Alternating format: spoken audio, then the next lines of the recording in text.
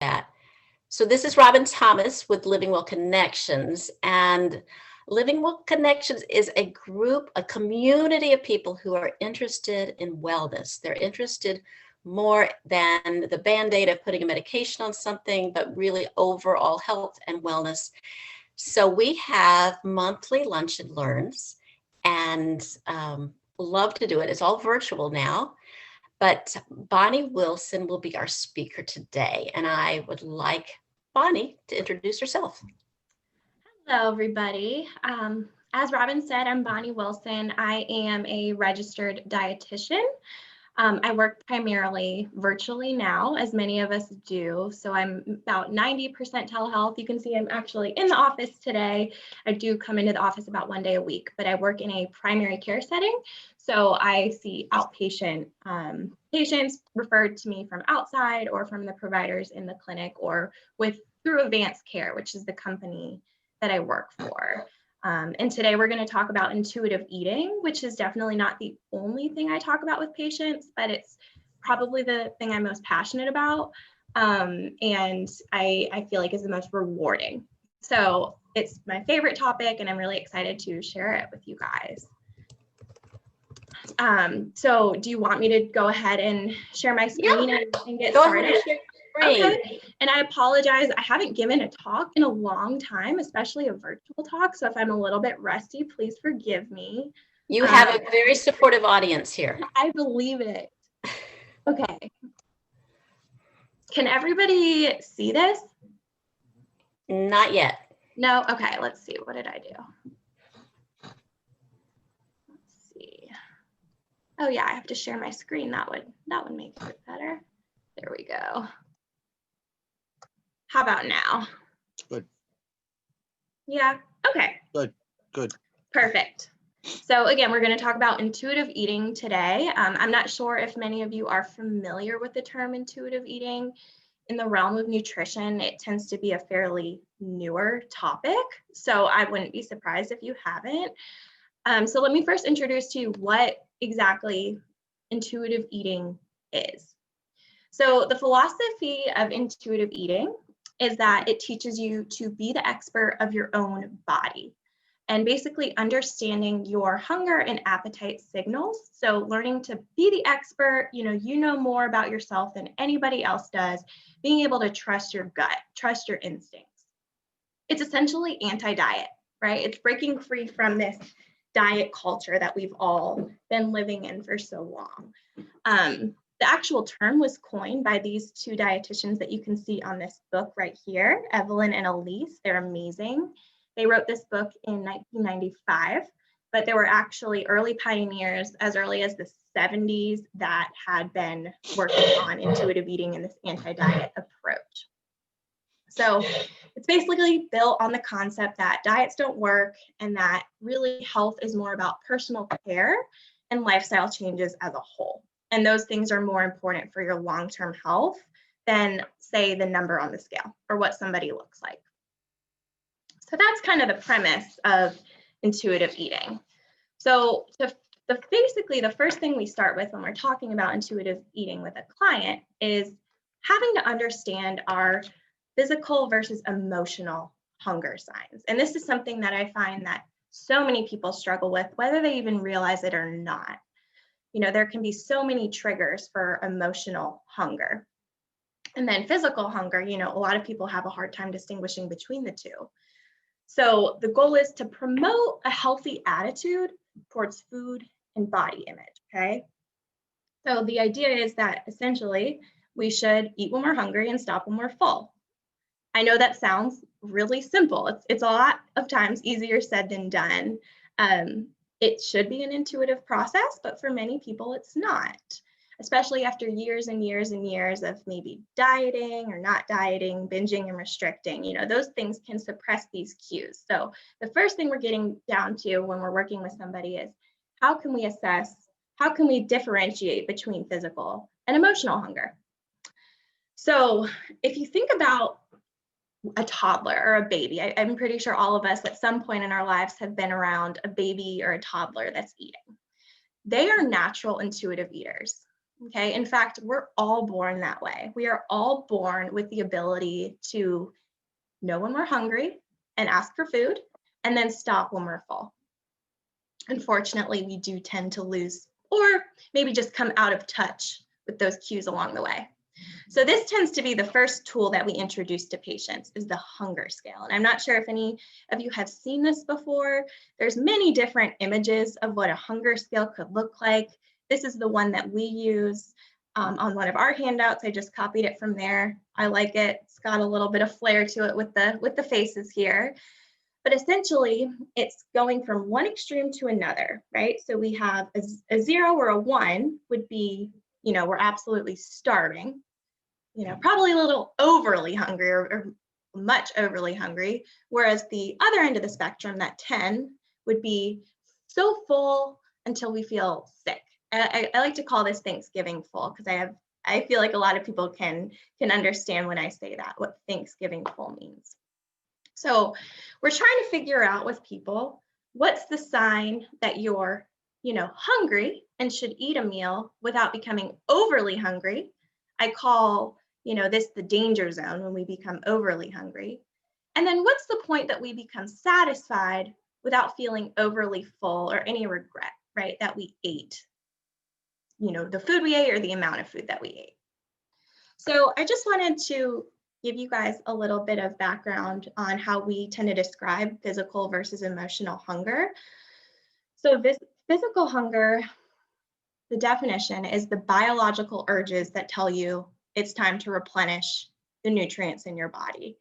So a lot of us think about those typical like hunger pangs in our stomach, the hunger, you're growling in your stomach, those types of things. But you can also think about energy levels. A lot of us tend to start feeling a little bit more tired when we're hungry.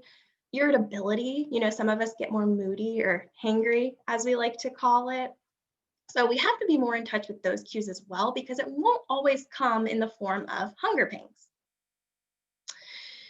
Emotional hunger is driven more by emotional need. It could be sadness, loneliness, boredom, being tired, any feelings that can create these emotional cravings. And a lot of times these are comfort foods. Usually there's some form of carbohydrates, because when we eat these carbohydrates, we get a serotonin boost. And who doesn't like a serotonin boost? Unfortunately, it's temporary though. So once we're done eating the food, we might feel guilty. We might feel ashamed. That's what we're trying to strive to not be feeling after we eat. We don't want to feel guilty. We don't want to feel ashamed. So this is the hunger scale. So this is the very first thing that we teach patients when we're talking about intuitive eating. And then we get into what the 10 key principles of intuitive eating are. So these are going to be essentially the steps to becoming an intuitive eater. All right.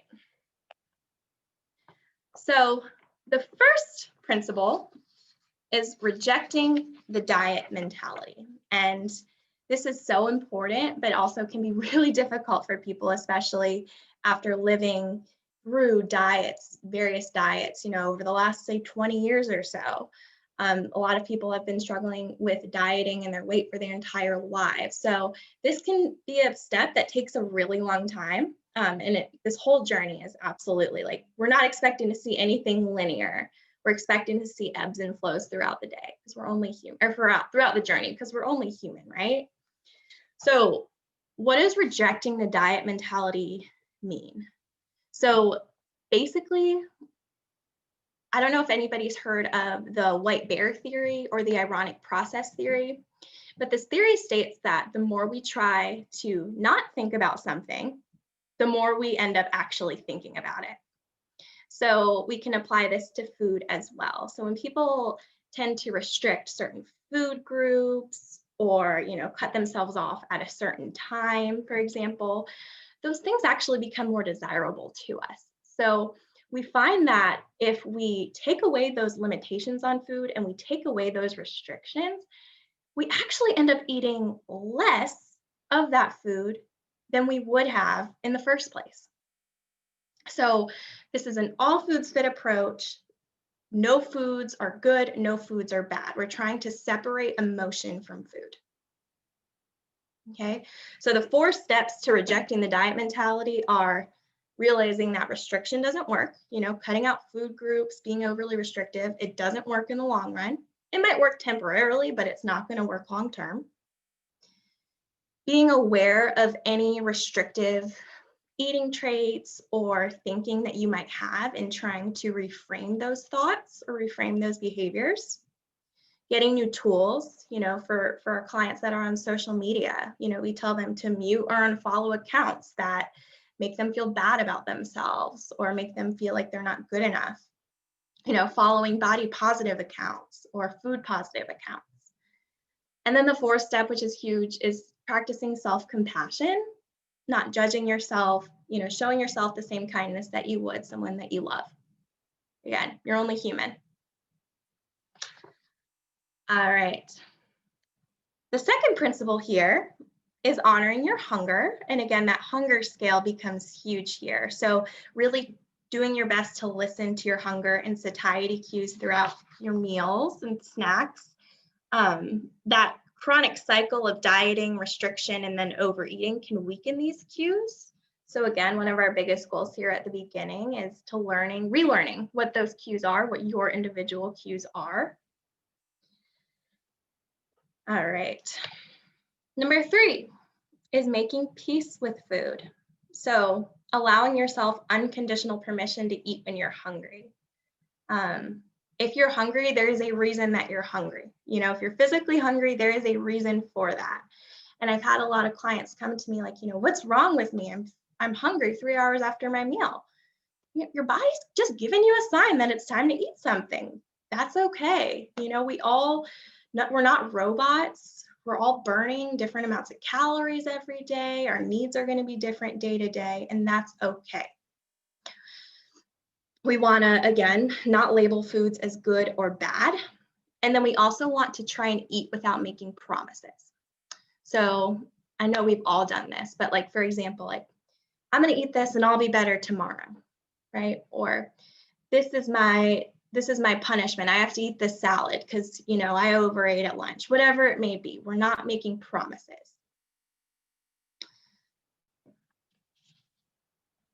Number 4, I love this one. Challenge your inner food police. So we're trying to be a more neutral observer or a food anthropologist, so to speak, than a food police. Okay, again, we're trying to separate emotion from food here and look at food in a more non-judgmental way. So thinking about stating facts as they relate to food. So for example, this is a vegetable, or this is a fried food, not this is my reward or my punishment. Making sure we're distinguishing those things. Number 5, I also want to point out that there's no particular order that these have to go in. These principles are laid out from 1 to 10 in a way that does tend to make sense, but not always. Sometimes we tend to skip around depending on the client's needs. So I just want to point that out as I'm going along. Feeling your fullness basically means, similarly to the last principle, we're shifting from autopilot to awareness. So rather than zoning out while we're eating our food, rather than being distracted by the TV or our phone or whatever else is going on, we are full on experiencing our meal. So we're learning how to consume food slowly and mindfully while also checking in with ourselves throughout the meal. A lot of times we finish a meal, if we're eating really quickly and we're distracted, and we look down and we say, where did the food go? I don't even remember eating that. Or maybe we finish and we're like, I didn't need that much, I'm overly full.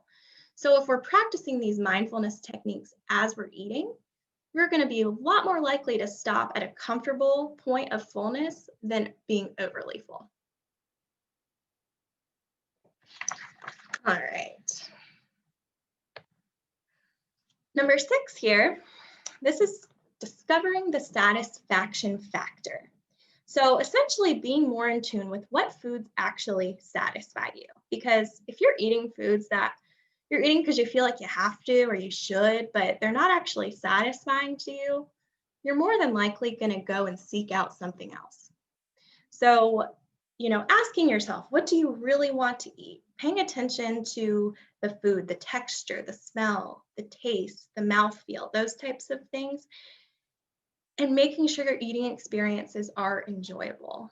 I know in this go, go, go society we live in today, a lot of times we do find ourselves like eating on the run, eating in the car, whatever it may be, but trying to do our best, at least, for the majority of the time, to make our eating experiences as enjoyable as possible. I tell my patients all the time, just because I feel like they deserve my honesty, I don't like kale. I have tried to like kale. It's just not my favorite leafy green. I love spinach. I like arugula. I like other leafy greens. Kale is just not my favorite. And if I eat it, it tends to not be very satisfying to me. So guess what? It doesn't tend to be something that's on my plate.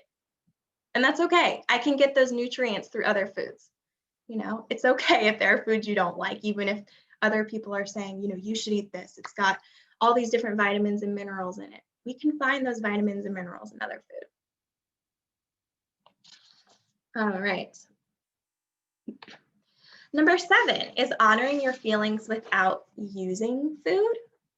So this is something that takes a lot of investigation with people, and we work on this through many of our appointments. So managing cravings and asking ourselves why we're eating. Am I biologically hungry? What am I feeling? Is there something else I need right now?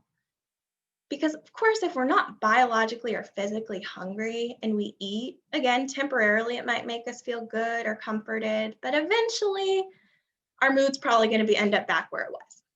So we have to figure out, is there something else I need right now? Is there something else that can provide me with this serotonin and dopamine boost that I need without actually making me feel guilty long term? So we work on with patients a lot of like alternate activities depending on their individual interests. Does somebody love to read or write letters or, do those adult coloring books, play board games, call a friend? There's so many different things that might be able to take the place of food in this type of situation.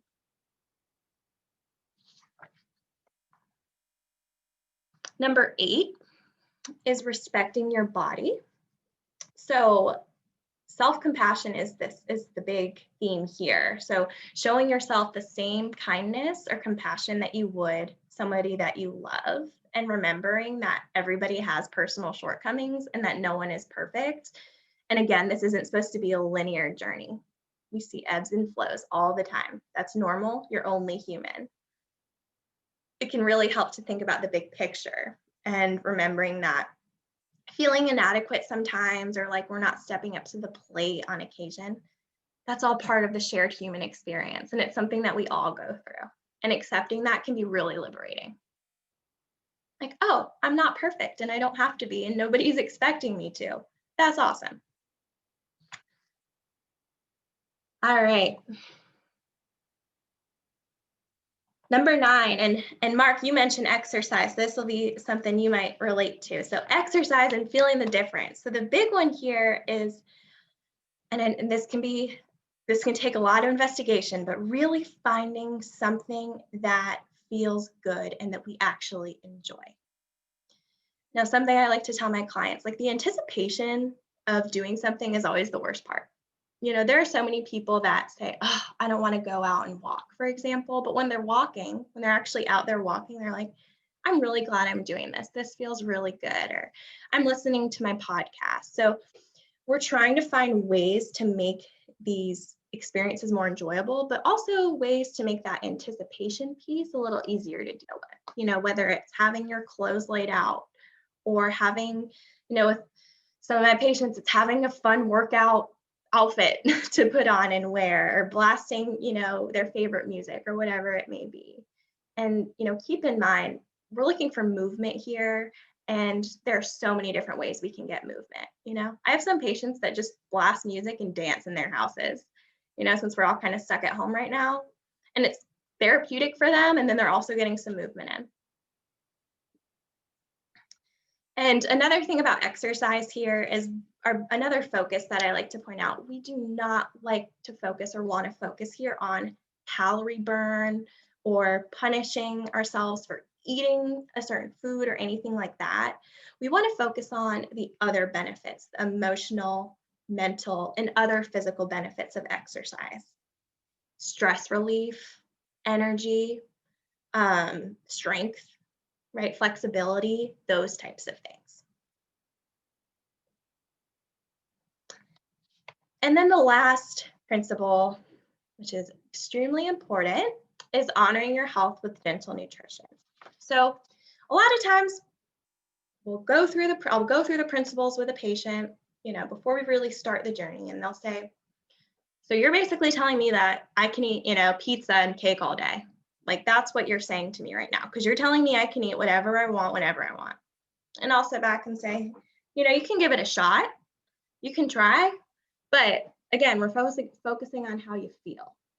And I highly doubt that eating pizza and cake for every meal is going to make any individual feel fabulous, right? So we're finding ways to monitor our eating patterns and acknowledging what pattern actually makes our body feel good,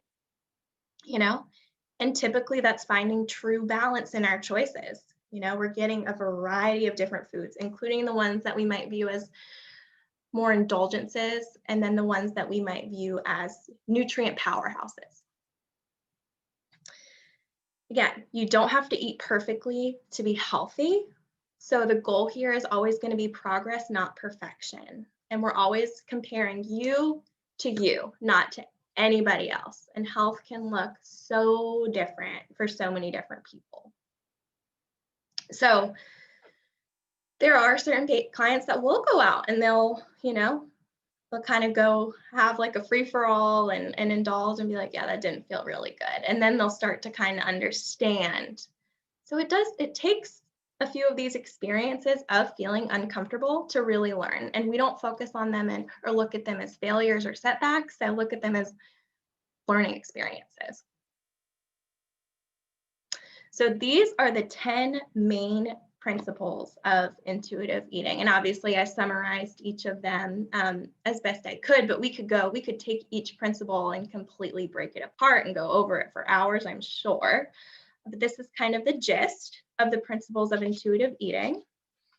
And I also wanted to make sure that everybody here or anybody that's going to watch this recorded session has some resources if they want to kind of do some research of their own. So I'll provide those on the next slide. But I also wanted to just first mention what the research says about intuitive eating. Of course, in the grand scheme of everything, this tends to be a relatively new topic for nutrition, right? So there's not, vast research on it, but the research that is there is showing us some really strong connections. And these are the huge three: better psychological health. And I put that in bold because this was like a huge finding across the board with every study that's out there. Healthier attitude towards food. I think that kind of goes without saying after seeing all these principles. And decrease risk of eating disorders. I also want to point out, this could also say decrease risk of disordered eating. We've all heard of eating disorders, but there's also different forms of disordered eating, right, that might not typically be classified as an eating disorder. So decrease risk of over-restriction, decrease risk of binging, decrease risk of any of these emotional eating issues. These were some really strong links here. And then these are the resources that I have. I have 3 on the next slide as well. So this first one is the book that I showed you on one of the first slides. This is the book that's called Intuitive Eating, a Revolutionary Program That Works. And it walks you through all of these principles and provides examples. There's a workbook that can go along with it. So if you wanted to try and do this journey with your own or with some support, you could also get the workbook. Christy Harrison is another anti-diet dietitian that has an audio blog called Food Psych. She's awesome. She also wrote a book called Anti-Diet, which is really great. Christopher Fairburn has a great paper on learning how to overcoming binge eating. I don't know if any of you have heard of Brene. I'm sure some of you have at least heard of Brene Brown. She's wonderful. But she has, this is one of her amazing books, but she's got so many different works. I follow her on social media and everything. She's always just an inspiration to follow. Kristen Neff, she has a website as well as a book on practicing self-compassion exercises, something that we find a lot of people struggle with. And then Susan Albers provides some ideas for self-soothing without using food. So these are all some really, really great resources if you're interested in getting started or doing some of your own research on intuitive eating. All right. And the last piece of the puzzle here is, what can an intuitive eating dietitian or anti-diet dietitian like myself do for you? So, of course, we can coach you through intuitive eating, but I kind of wanted to just give you guys an understanding about what I do, what me and my colleagues do, just to give you, if you yourself needs help or somebody that might benefit from reaching out to us, just know that we're there to help. Some members of my team specialize more in other things such as like pediatrics or weight management or cardiovascular health. And then others of us specialize in intuitive eating. So, intuitive eating isn't the only thing we can talk about. Again, it tends to be one of my personal favorites. But of course, there are going to be some people that come in and say, no, like, I just want to lose X amount of pounds and you're going to help me with this, or I really want to improve my cholesterol. So I tend to pull in some bits and pieces of intuitive eating during our discussions, but of course we can tailor our sessions to whatever that individual really wants for themselves. So we start off with a comprehensive assessment, and this always takes a full hour, where we basically ask the patient a ton of questions about themselves to get to know them better, figure out what they're truly aiming for, what their short-term goals are, what their long-term goals are, what their history with food has looked like, what they tend to eat, what their barriers might be, those types of things, again, so we can really tailor our sessions for that individual. And then typically we see patients, at least starting off, every week or every other week to get started, helping them understand what emotional eating is, how their individual experiences may have contributed or continue to contribute to their emotional eating behaviors, discuss relationship between physical health, emotional health, eating behaviors, learning how to introduce mindfulness into their daily lives, practicing stress management in more productive ways, or self-care, and then having these ongoing follow-ups, just to check in. I find that a lot of times when patients come to see me, it's not because they don't have the knowledge. It's not because they don't know that vegetables are good for them, right? And they should eat a lot of fruits and vegetables and have a lot of color in their diet. I find that a lot of times when I'm meeting with patients, it's more the accountability that they need, and just talking through, last week, what went on last week? Here's some things I was struggling with. Here's some things that went really well. And we can really focus on what they were struggling with, why they struggled, what tips I might have for them, where we go from here. So it looks different for everybody. But if anybody is interested in getting to looking at advanced care as a company, or wanting to meet with me or one of the other dietitians at our company, we have a really awesome website that they recently redid. It's advancednutrition.com. This is what the website will look like. There's going to be links. So if you click on this Meet Your Dietitian link, you can read about each of us. We each have a short bio on there, what we tend to specialize in. There's some information about different types of programs that we have. We have virtual group classes right now for people with diabetes and prediabetes. We have a recipe book and a blog. So this website's got a whole lot for you. And Something else that's really awesome is that if you are interested with booking an appointment, you can actually do it online if you wanted to. And just so you know, most major insurances are taken here at Advanced Care. We also take Medicare. A lot of plans do cover our services at 100% or with a small copay, but we also have self-pay options for people that either don't have insurance or have a high deductible plan and don't want to bill their insurance for our visits. So we have options as well for that. Yeah, so I think I tried to keep it at about 30 minutes. I think I about did. That's kind of the gist of intuitive eating. Well, thank you so much, Bonnie. I know Yeah, that people have questions. I know that. I'd love to hear them. So I I'm guess going to I'll stop the recording at the questions.